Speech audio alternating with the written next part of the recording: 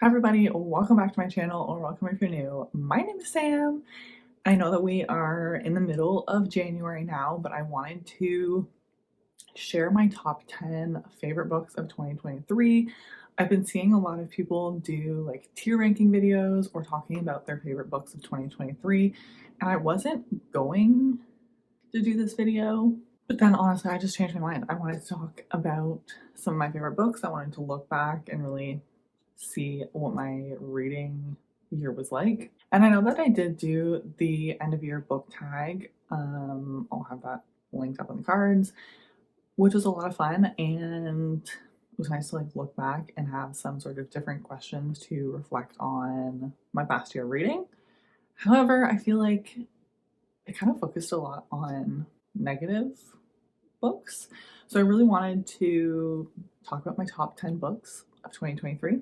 When I was looking through all of my reads for 2023, trying to find what I was going to put into my top 10, I really didn't have very many 5-star reads this year. And for this ranking, I also just picked one book from a series. I didn't want to put more than one book from the series on there because basically the entire list would be comprised of one series. If you know, you know. So I wanted to try and spread it out and diversify it, and I really just didn't have a great reading year. A lot of books that I read were kind of middle of the road. So this is mostly 5-star reads, but there are a couple 4-star reads that honestly I just rated based on vibes, and I had very similar reading experiences with all of these books where I was fully immersed into the story. I was just having the best time and feeling all of the feels. So I did put these in an order of what I think are my top 10. The first 5 or so, or like the top 5, are definitely more in order, and then the rest of them are kind of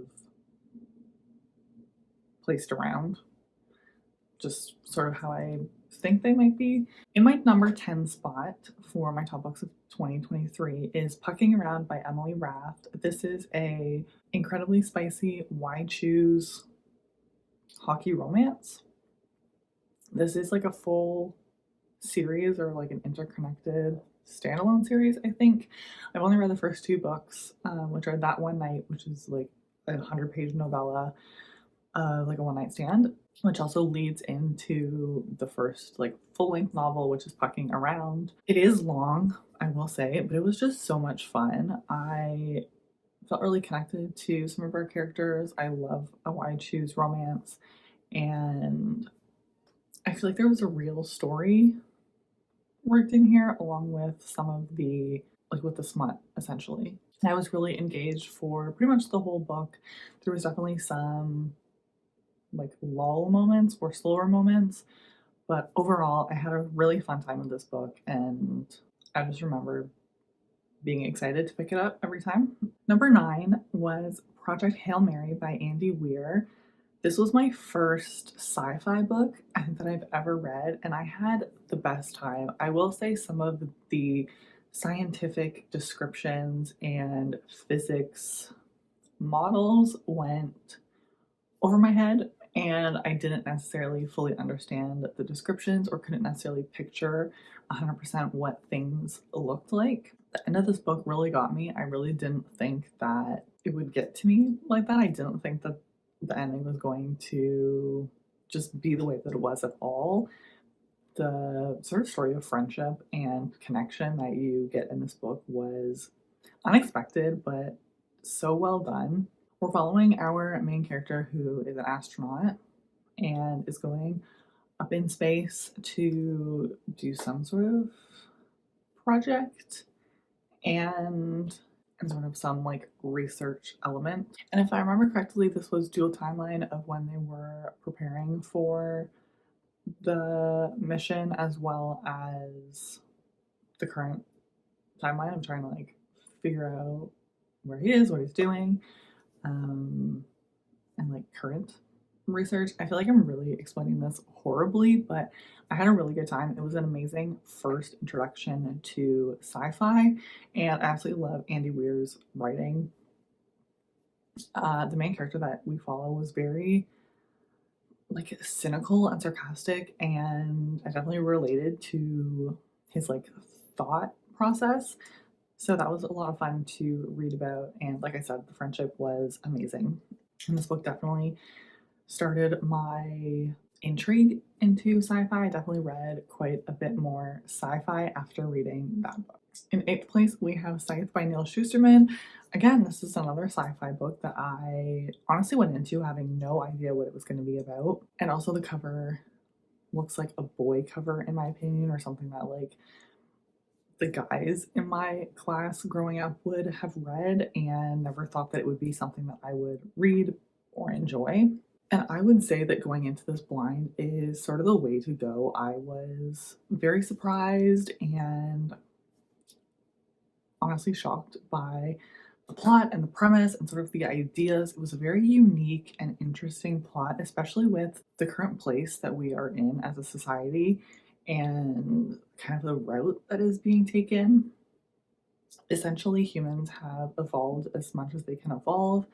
They have overcome death and can't die a natural death anymore. Because they have evolved to this point and can't evolve anymore, in order to maintain the balance of the world, they had to create this group of people called Scythes, who are sort of a Grim Reaper type individual who is responsible for maintaining the population and taking people out based on statistics, essentially.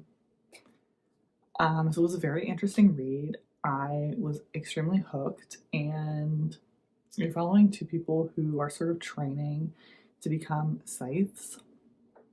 And it was so interesting. The ending was wild, and I really need to pick up the next book and continue, because I really don't want to forget anything. I really want to kind of get back closer to how I used to be as a reader, where I essentially read a series start to finish. Definitely wouldn't mind having a couple books thrown in there, but I want to close out a series a lot sooner than I have been. So those first 3 books I had rated 4 stars, so now we're getting into my 5-star reads. In spot number 7, we have Not So Lucky by Trilina Pucci. This was just a very short novella. It was a 4th of July sort of novella where our main character goes to Las Vegas with her friend for like a 4th of July weekend, just fun time, and she gets plastered and ends up marrying a famous athlete, and it sort of follows them in their relationship of trying to see if they can separate and just go on their lives. But there's a snag where the state doesn't let them separate immediately, so we're kind of following how they navigate that, and it was extremely spicy, and I read it in like one sitting and had so much fun. I just remember that I picked it up as soon as it released and I couldn't put it down. I read it so fast. In spot number 6, we have another novella. This is Resting Scrooge Face by Megan Quinn. This novella shocked me so much, and I know that I just talked about it in my December reading wrap-up, which I'll have linked up in the cards. But this was just a 70-page novella. It was closed door, or like there was no spice or allusion to spice. It was just such a cute little Christmas novella set in a small town. You get the Christmas vibes, you get the small town vibes. It's like a second chance, sort of enemies to lovers, and there's letters involved, anonymous letters involved, which is my absolute favorite thing, and I cannot recommend this book enough. So if you're still in the Christmassy holiday mood, definitely pick it up and read it, or put it on your list for Christmas 2024, because it was just so good. It was just so cute and everything that I wanted it to be. Spot number 5, we have Flawless by Elsie Silver. This was amazing. I don't think I ended up really talking about this book on my channel. I read this during one of the first months that I was doing my channel, and I think I just entirely skipped over it in my monthly wrap up. I totally forgot to include this book, but this was a 5-star read for me. I absolutely loved it. I buddy read it with my friend Emily, who is basically listed in my description box in every single video because I don't shut up about her. But this is just amazing. This is the first book in the Chestnut Springs series. We are following Rhett Eaton, who is a bull rider and sort of has like a slip up and is starting to lose a bunch of sponsorships. And so his agent's daughter, Summer, is instructed by her dad to essentially babysit Rhett. And we're kind of just following that dynamic where he doesn't want a babysitter, and like their relationship and how he's like trying to get his sponsors back. It's small town ranch yeehaw cowboy vibes, and it's just so good. I love the Eaton family, the little glimpses that we get in this first book, and it was just a lot of fun. It definitely sparked my interest to read more cowboy romances. I just really never got around to reading very many, and I never continued the series. There was never time. So 2024, I'm going to be finishing the series. Absolutely loved this first book. Spot number 4, we have Every Summer After by Carly Fortune. This was like changed my life at the time, and it seems so dramatic for this book. It's just little friends to lovers romance, like a friends to lovers summer romance.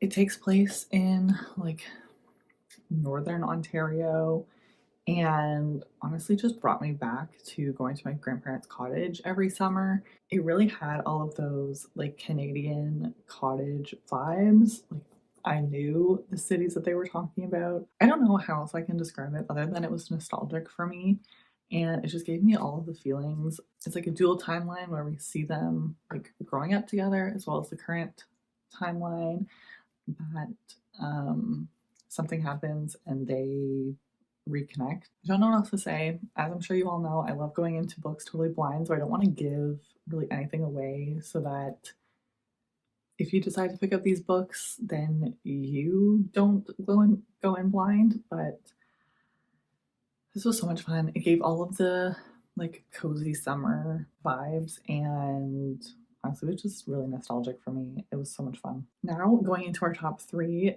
for third place, we have Divine Rivals by Rebecca Ross. I was terrified to go in this book. For some reason, I did not think that I was going to like it.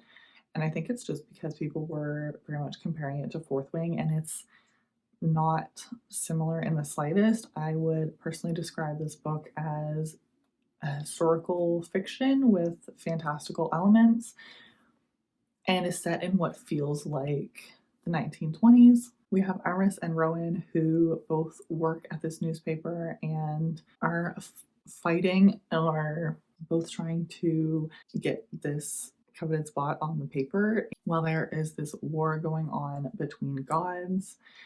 And Iris is trying to write letters to her brother, who is fighting in this war, but the letters disappear and end up in Rowan's lap, essentially.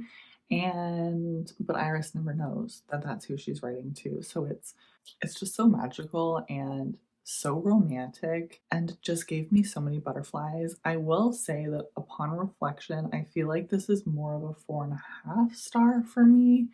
Honestly, kind of because of the ending, but I'm intrigued to see how it continues into the second and final book.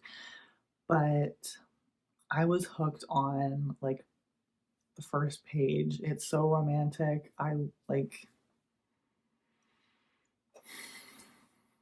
It's just so cute. I loved it so much. In spot number 2, we have Fourth Wing by Rebecca Yarros.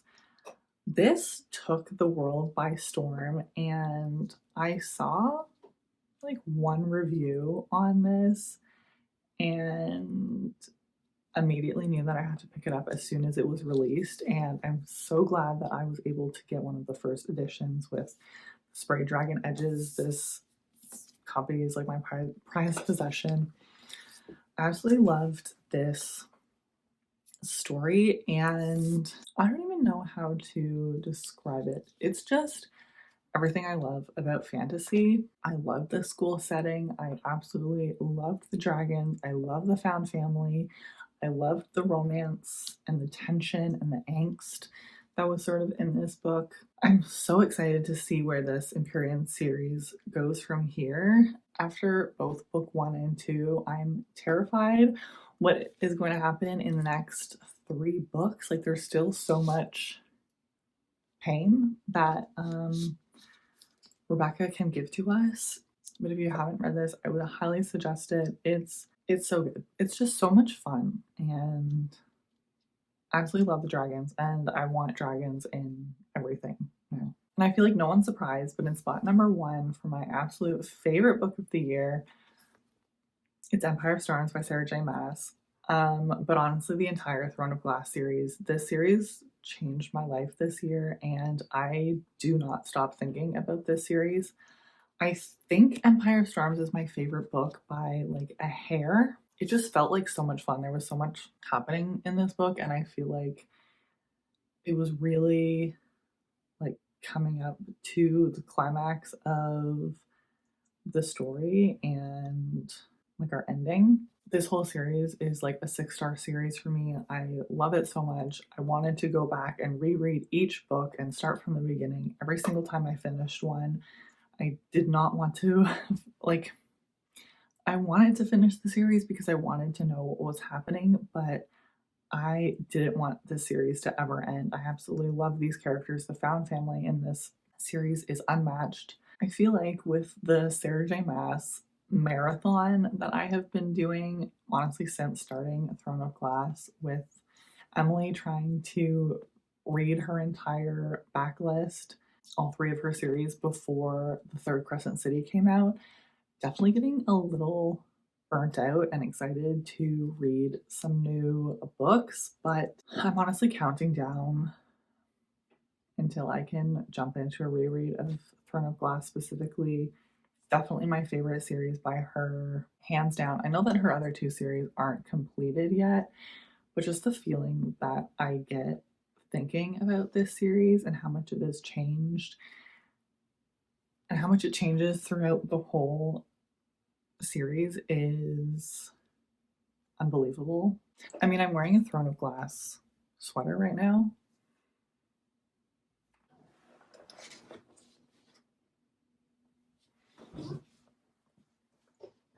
Like, I think about the series all the time, and no other book could be in spot number 1. So if you haven't read Throne of Glass yet, I highly, highly recommend it. It is my favorite series of all time. Nothing tops Throne of Glass. So those are my top 10 books of 2023. I really hope that you enjoyed today's video and you have a great rest of your week. Let me know in the comments what some of your favorite books of 2023 were. I would love to chat with you. Thank you so much for watching this video, and I'll see you in the next one. Bye!